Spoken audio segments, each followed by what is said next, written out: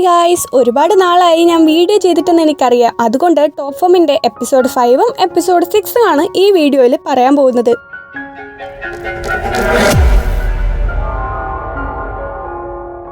അഖിൻ ആദ്യമായിട്ടാണ് ഒരു ക്യാരക്ടറിന് വേണ്ടി അല്ലാതെ സ്വന്തം ഇഷ്ടത്തിന് ഒരാളെ ഇഷ്ടത്തോടെ കിസ് ചെയ്യുന്നത്. ഉറങ്ങി എഴുന്നേൽക്കുമ്പോഴേക്ക് അവർ തമ്മിൽ ഒരു ബന്ധവും ഉണ്ടാവില്ലല്ലോ എന്നും അവൻ ആലോചിക്കുന്നുണ്ട്. രാവിലെ ഇവര് സോഫയിൽ കെട്ടിപ്പിടിച്ച് കിടന്നു. എഴുന്നേറ്റ ശേഷം അഖിനോട് നീ എൻ്റെ ബോയ് ഫ്രണ്ട് ആവാമോ എന്ന് ചിന്നു ചോദിക്കുന്നുണ്ട്. അതിന് അവനപ്പോ മറുപടി പറഞ്ഞില്ല. രാത്രി അവര് ഷൂട്ടിംഗ് കഴിഞ്ഞ് റൊമാൻറ്റിക് ആയിട്ട് മാനത്ത് നോക്കി ഇരിക്കുകയാണ്. ആകാശത്തില് ഒരു നോർത്ത് സ്റ്റാർ വെട്ടിത്തിളങ്ങി നിപ്പുണ്ട്. ഇത് കണ്ടിട്ട് ജിന്ന് നിന്റെ ലൈഫിൽ ഈ സ്റ്റാറുമായിട്ട് കമ്പയർ ചെയ്യാൻ പറ്റുന്ന ആരെങ്കിലും ഉണ്ടോ എന്ന് ചോദിക്കാണ്.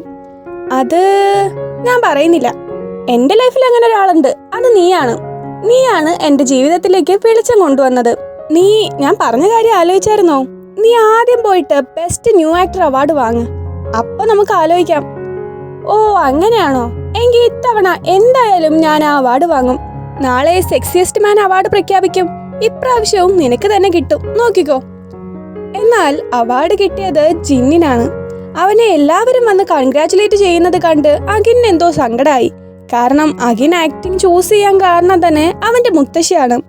മുത്തശ്ശി പണ്ട് ഒരു നാടക നടി സെറ്റപ്പ് ആയിരുന്നു. അവന്റെ ഈ സക്സസിനെല്ലാം പിന്നില് മുത്തശ്ശിയാണ്. ഈവൻ തോ അഖിന് എല്ലാ കൊല്ലവും ആ അവാർഡ് കിട്ടില്ലെന്ന് അറിയായിരുന്നെങ്കിലും അവന് സങ്കടമാവുകയാണ്. പക്ഷേ ജിന്നിന് അവാർഡ് കിട്ടിയതിൽ അവന് സന്തോഷവുമുണ്ട്. സിഗ്മ ജിന്നിന് അവാർഡ് കിട്ടിയോണ്ട് ചെറിയൊരു പാർട്ടി വെച്ചു. മാനേജർ ജിന്നിനോട് ഇനി അഖിനുമായിട്ട് കുറച്ച് ഡിസ്റ്റൻസ് കീപ്പ് ചെയ്യാൻ വേണ്ടിയിട്ട് പറയാണ്. കാരണം ഹോമോസെക്ഷൽ ആയിട്ടുള്ളവരെ ഇൻഡസ്ട്രി അധികം സപ്പോർട്ട് ചെയ്യില്ല. ഇവർ തമ്മിൽ അങ്ങനെ ഒരു റൂമർ വരുവാണെന്നുണ്ടെങ്കിൽ സിഗ്മയ്ക്കും അത് മോശമായിട്ട് തന്നെ വരും. പിന്നീട് ജിന്നും അഖിനും കൂടെയുള്ള ഒരു ഫോട്ടോഷൂട്ട് നടന്നു. അഖിനപ്പോ ജിന്നിന്റെ അടുത്ത് നിന്ന് കുറച്ച് ഡിസ്റ്റൻസ് ഇട്ട് നിന്നു. ജിന്ന് അതുകൊണ്ട് തന്നെ അഖിനെ വിളിച്ചോണ്ട് സംസാരിക്കാൻ വേണ്ടിയിട്ട് പോയി.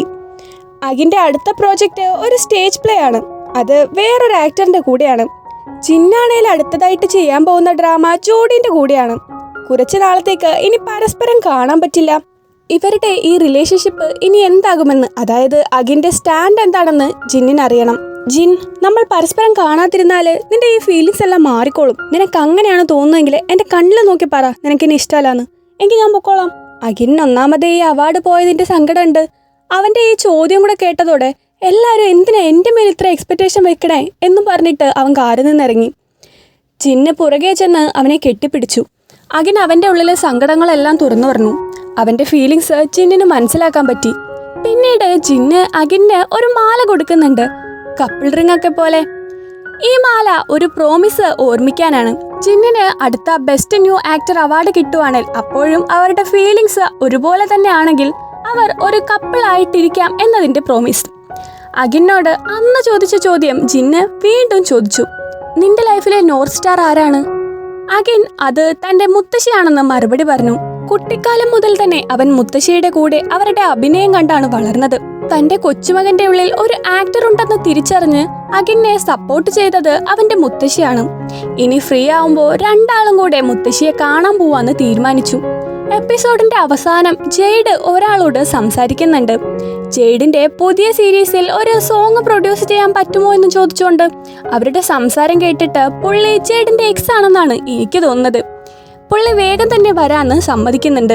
എപ്പിസോഡ് 6ന്റെ തുടക്കത്തിൽ അഖിനും ജിന്നും ഒരുമിച്ച് ഒരു ബെഡിൽ കിടക്കുന്നതായിട്ടാണ് കാണിക്കുന്നത്. അഖിൻ ഉറക്കപ്പിച്ചിൽ ജുൻ ജുൻ എന്ന് പറയുന്നത് ജിന്ന് കേക്കാണ്.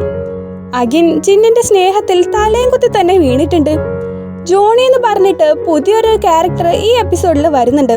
അവനൊരു സ്ത്രീയുമായിട്ട് ഫിസിക്കൽ റിലേഷൻഷിപ്പ് കഴിഞ്ഞിട്ട് ഒന്നും പറയാണ്ട് ഇറങ്ങി പോവാണ്. അവരപ്പോ പുറകേന്ന് വന്ന് നീ ഇപ്പോഴേ പോവാണോ എന്ന് ചോദിച്ചു. ഞാൻ പോവാ, ഇപ്പൊ തന്നെ ഞാൻ ഷൂട്ടിന് ലേറ്റ് ആയി എന്നും പറഞ്ഞ് മുഖം നിറയെ പുച്ഛവുമായിട്ട് തിരിഞ്ഞു നടക്കാണ് ജോണി. ബാക്കിയുള്ളവരുടെ ഫീലിങ്സിന് വലിയ വിലയൊന്നും കൊടുക്കാണ്ട് സ്വന്തം സന്തോഷം മാത്രം നോക്കി നടക്കുന്നവനാണ് ഈ ജോണി. അഖിന്റെ പുതിയ സ്റ്റേജ് പ്ലേയിലെ മെയിൻ റോള് ജോണിക്കാണ്. ഇവനെ കാത്ത് എല്ലാവരും സെറ്റിൽ ഇരിക്കുന്നുണ്ട്. 1.5 മണിക്കൂർ കഴിഞ്ഞിട്ടാണ് ജോണി അവിടേക്ക് എത്തിയത്. അഖിന്റെ ഫസ്റ്റ് ഇംപ്രഷൻ തന്നെ അപ്പോഴേ പോയി. റിഹേഴ്സലിന്റെ സമയത്ത് ജോണിക്ക് ഡയലോഗ് ഒന്നും ശരിക്ക് പറയാനും പറ്റിയില്ല. മെയിൻ റോൾ ചെയ്യുന്നുണ്ടെങ്കിൽ അതിന് അർഹതയുണ്ടെന്ന് കാണിക്കടാ എന്ന് പറഞ്ഞ് ദേഷ്യപ്പെട്ട് 10ല് 0 മാർക്ക് ഇട്ടിട്ട് പോവാണ് അഖിൻ. രാത്രി ജിന്ന് അഖിനെ വിളിച്ച് കാര്യങ്ങളൊക്കെ ചോദിച്ചറിയുന്നുണ്ട്. കാണാൻ പറ്റാത്തോണ്ട് തന്നെ രണ്ടാൾക്കും നല്ല മിസ്സിംഗ് ഫീലും ഉണ്ട്. അഖിൻ അത് അധികം കാണിക്കുന്നില്ലെങ്കിലും ജിന്നിനത് മനസ്സിലായി. അടുത്ത ദിവസം അഖിൻ ഡ്രസ്സ് ചേഞ്ച് ചെയ്യുന്നതിനിടയ്ക്ക് ജോണി അവിടേക്ക് വന്ന് അവനെ ടച്ച് ചെയ്യുന്നുണ്ട്.